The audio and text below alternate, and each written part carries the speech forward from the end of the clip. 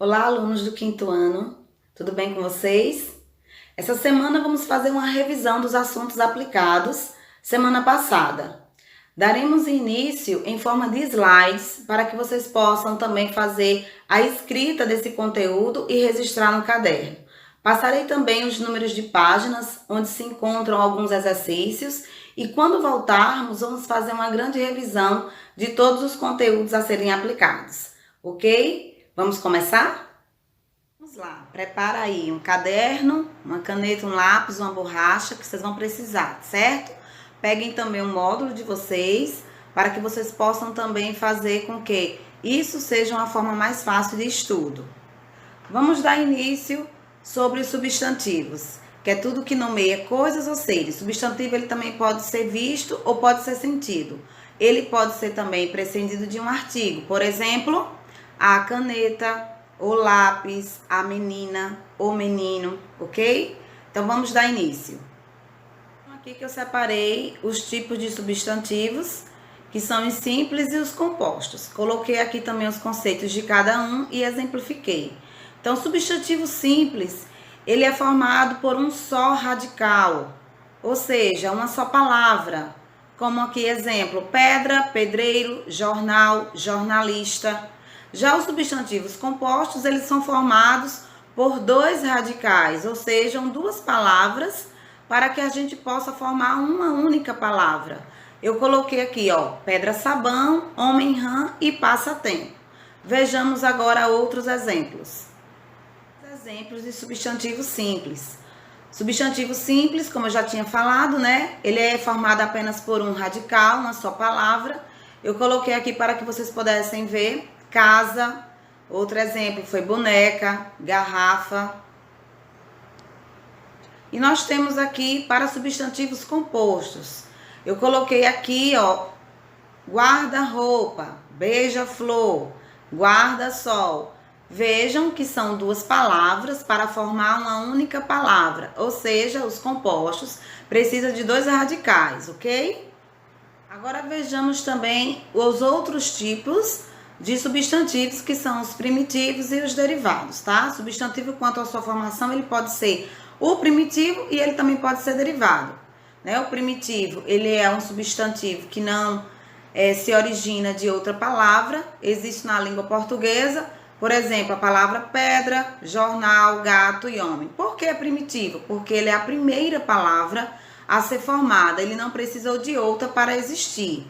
Já no caso dos derivados, o substantivo, ele provém de outra palavra da língua portuguesa. Por exemplo, pedreiro, jornalista, gatinho e homenzinho. Então, vejam que pedreiro precisou da palavra pedra, jornalista da palavra jornal, gatinho da palavra gato e homenzinho da palavra homem. Parei aqui uma coluna para que vocês pudessem observar as palavras primeiras, que são as palavras primitivas, que não precisam de outra para existir, elas vieram primeiro, por isso que são chamadas de primitivas, tá? E tem as derivadas que precisaram da primeira palavra para se formar hoje nas palavras derivadas, ou seja, outra palavra. Então, eu coloquei aqui ao lado, jornal, o jornalismo, o papel, papelaria, o vidro, vidraceiro, sapato, sapateiro, entre outras tantas que existem, tá certo? Vamos agora mais um exemplozinhos aqui nessas orações que eu coloquei. Coloquei 3 orações para que vocês pudessem ver esses exemplos, tá? Contendo alguns substantivos primitivos e derivados. Vamos aqui na primeira oração que diz: a cozinheira deixou a cozinha limpa e organizada.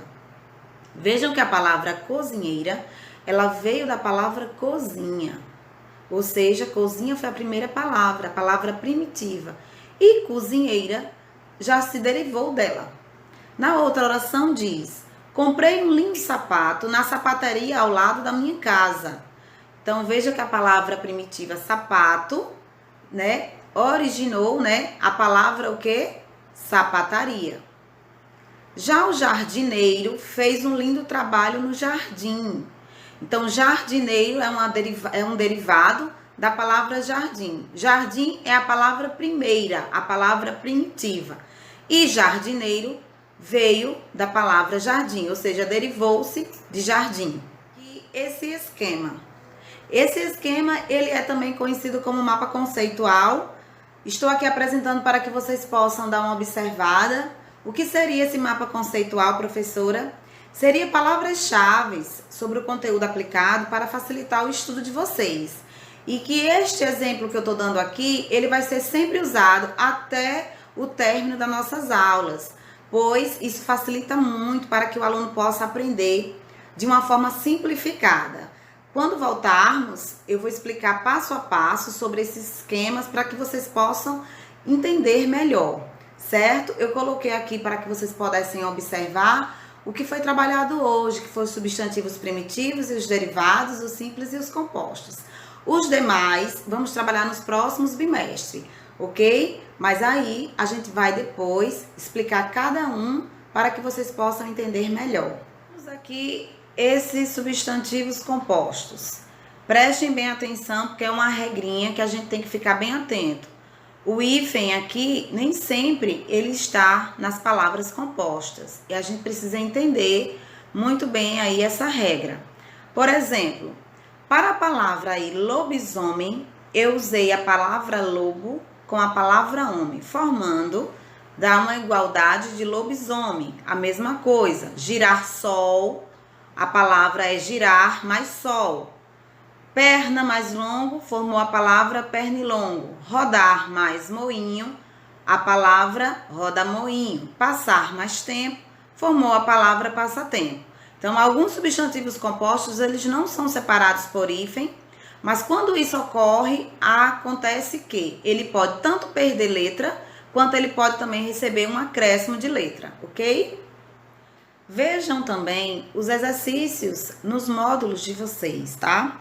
O módulo de português, ele tem esse assunto a partir da página 68 a 71. São algumas atividades, né, com conceitos também, que vão facilitar a aula de hoje. Vocês podem fazer os exercícios, tirar dúvidas comigo, qualquer coisa pode me procurar com o contato que eu coloquei lá no portal. E a gente vai estudando e tirando as nossas dúvidas. Quando voltarmos, vamos fazer sim também uma revisão diante de tudo que foi aplicado, certo?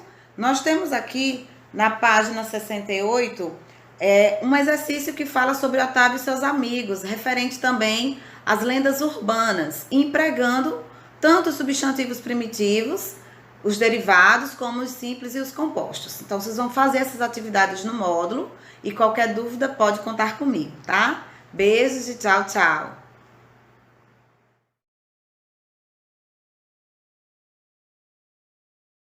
Olá, alunos!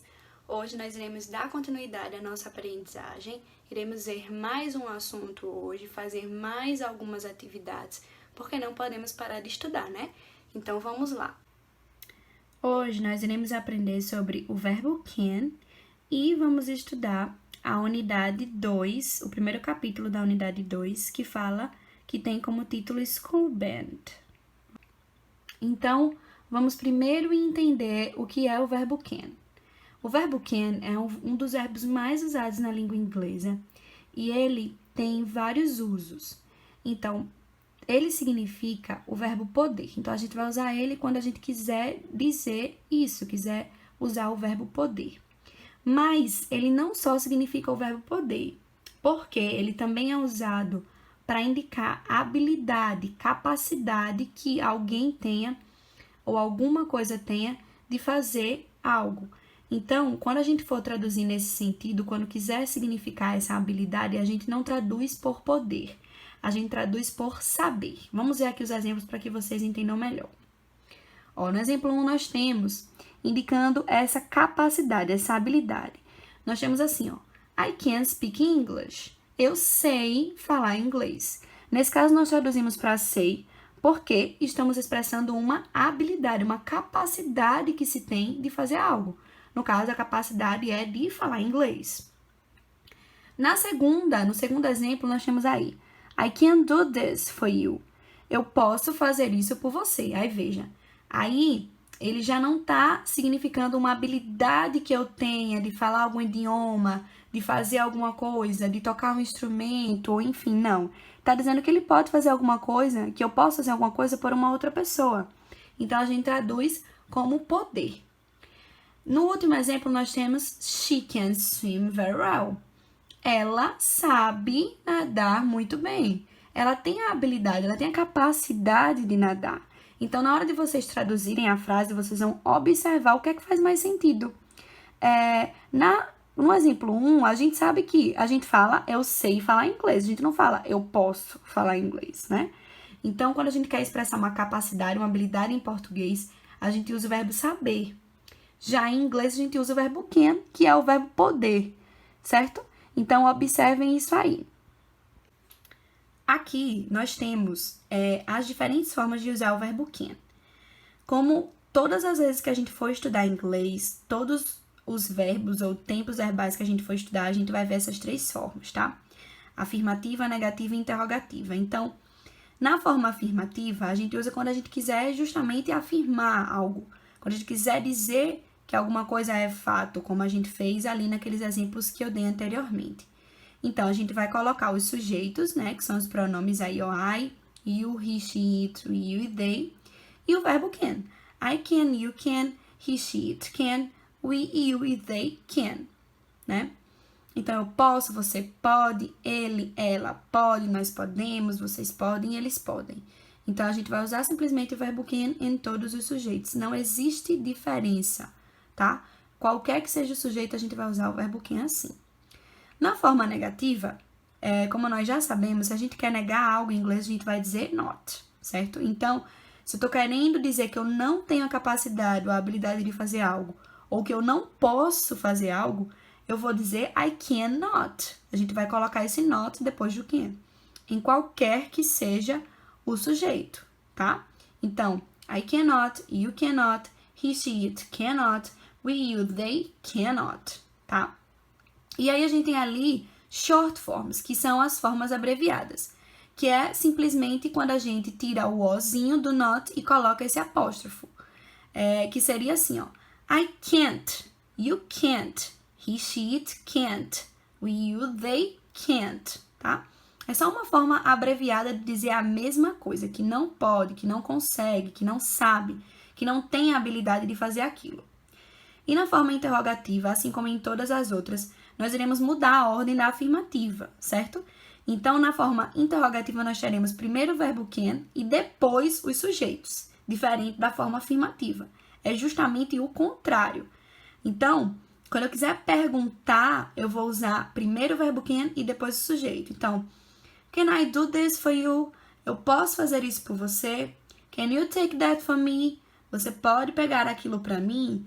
Então, sempre quando for uma pergunta, nós iremos usar primeiro o verbo can e depois o sujeito daquela frase, certo? Então, essas são as 3 formas que a gente tem de usar o verbo can. Então, vamos agora fazer um exercíciozinho de aplicação, que envolve as perguntas com o verbo can, perguntas com o verbo can, e respostas sendo elas positivas ou negativas. Aí, nesse quadrozinho, tem várias habilidades que essas pessoas têm ou não têm, certo?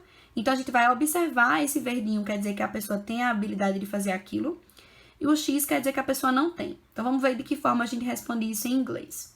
Na letra A tem assim, can Anne sing? O Anne é aquele lá, o primeiro, né?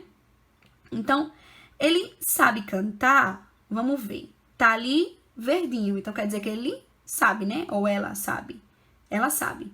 Então, a gente coloca yes, she can. Sim, ela sabe. Ou yes, he can. Sim, ele sabe. Eu não sei se Anne seria um menino ou uma menina. Então, se a gente quer dizer que positivo que sim, a gente diz yes e can. Na letra B, nós temos can Mike ride a bike? O Mike, esse segundo aí, ele sabe andar de bicicleta? Vamos ver. Sim, né? Ele sabe. Então, yes, he can. Sim, ele sabe. Na letra C, a gente tem can Tim and Samantha cook? O Tim e a Samantha sabem cozinhar? Sim, eles sabem, né? Tá ali verdinho, então, yes, they can. Sim, eles sabem. Na letra D, nós temos can Anne play the guitar? Então, o Anne ou a Anne sabe tocar o violão? Yes, she can. Sim, ela sabe, né? Tá ali o verdinho, então sim, ela sabe. Letra E. Can John and Paul swim? O John e o Paulo, eles sabem nadar? Vamos ver ali. Não, né? Tá ali o xizinho. Então, no, they can't. Então, percebam. Quando a gente quer negar, a gente vai usar esse can't, né? Como a gente viu lá naquela outra slide. Se a gente quer dizer que sim, a gente diz can. A afirmação, can. Quando a gente quer dizer que não sabe, que não tem aquela habilidade, a gente diz cannot. Ou simplesmente a gente diz desse jeito aí, ó, can't, certo? Agora, eu vou pedir para vocês abrirem o livro de vocês na página 32 e 33, para a gente aprender esse assuntinho aí da unidade 2, que é The School Band, a banda da escola. Vamos lá.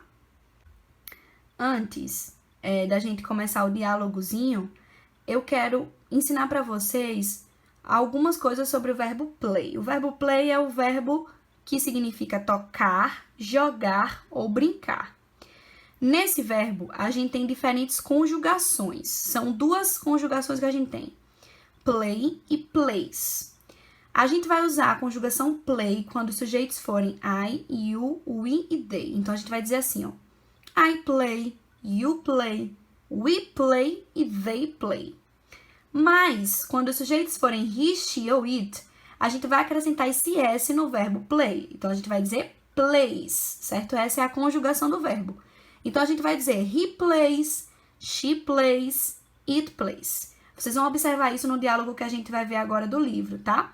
Então, só para que vocês entendam que existem essas duas conjugações. No sujeito he, she ou it, a gente usa o verbo play com o S. E nos outros sujeitos, a gente usa o verbo play normal, sem S, tá? Agora eu vou pedir para que vocês abram o livro de vocês na página 34 e para que vocês acompanhem junto comigo esse diálogo. Unit 2, Lesson 1, Exercise 1, page 34. Listen to the dialogue. Hey, take a look. Wow, great! We can participate in the school band. Do you play any instrument? Yes, I do. I play the electric guitar. I have electric guitar lessons every Saturday. Can you play any instrument, Sid? I can play the keyboard. My father is a keyboard player. I can play the drums. Who can sing? I think Kim can play the flute, but she can't sing. Pat loves to sing. She can sing well. Cool!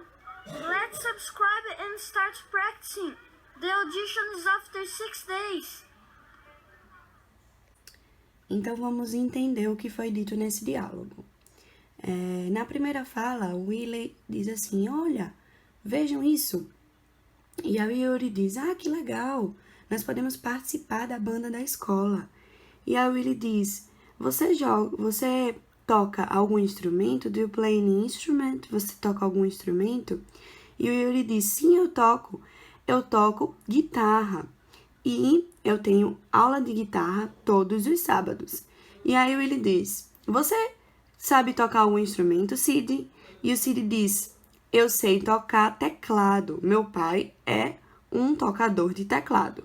E aí o Willie diz, eu sei tocar bateria, drums. Who can sing? Quem pode cantar? Quem sabe cantar? I think Ken. Eu acho que o Kim sabe tocar a flauta, mas não sabe cantar. Pat ama cantar. Ela canta muito bem. Que legal! Então vamos nos inscrever e participar das audições da banda da escola, que será daqui a 6 dias. Então vamos agora responder as questões dessa página aí, 35. Na segunda questão, ele pede para a gente responder essas perguntas relacionadas ao diálogo que nós acabamos de ler. Então, na letra A, a gente tem What is the school promoting? O que é que a escola está promovendo? Está promovendo a formação de uma nova banda, não é isso? Então, formation of a new band. Letra B. What instruments does Willie play? Qual instrumento o Willie toca? Aí, a gente vai dizer que ele toca bateria, né? Como a gente viu lá no diálogo. Então, he plays the drums. Ele toca bateria. Perceba que o verbo play está com S, né? Porque está relacionado ao sujeito he, como a gente acabou de ver, né? Quando o sujeito for he, she ou it, a gente usa o verbo plays, com S. Quando não for, a gente coloca play normal. Na letra C, can Sid play any instrument? O Sid sabe tocar algum instrumento? Yes, he can. Sim, ele sabe, né? Ele toca keyboard, teclado. Letra D. Who can play the electric guitar? Quem é que sabe tocar guitarra? Yuri, né? Letra E. Who can sing? Quem saberia cantar? Quem sabe cantar? Eles dizem lá no diálogo que é a Pat. E na letra F, what can Kim do? O que é que o Kim sabe fazer? O que não? A Kim. She can play the flute. Ela sabe tocar flauta. Agora vamos responder a questão 3, ouvindo Unit 2. aí o que é que vai ser dito no áudiozinho. Exercise 3, page 35. Listen and write. She plays the piano.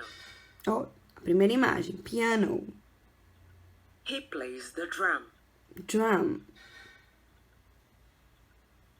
She plays the flute. flute, She plays the keyboard. keyboard, She plays the violin. violin, He plays the drum kit. drum kit, He plays the guitar. guitar, He plays the electric guitar. electric guitar. Agora vamos ver aí na questão 7 da página 38, onde ele relaciona o verbo can com os sentidos em inglês. Então, vamos observar aqui, ó. Sight é visão, hearing, audição, taste, paladar, touch, tato, smell, cheiro, né?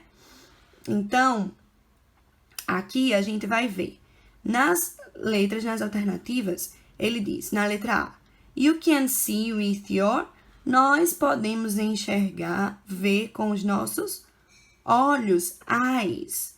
You can hear with your, você pode ouvir com o seu ouvido, ears. You can smell with your, você pode cheirar com o seu nose, nariz. You can taste with your, você pode provar com sua mouth, boca. You can use your hands to touch. Você pode usar as suas mãos para tocar. It's time to say goodbye. É hora de dizer até mais. Vejo vocês na próxima aula.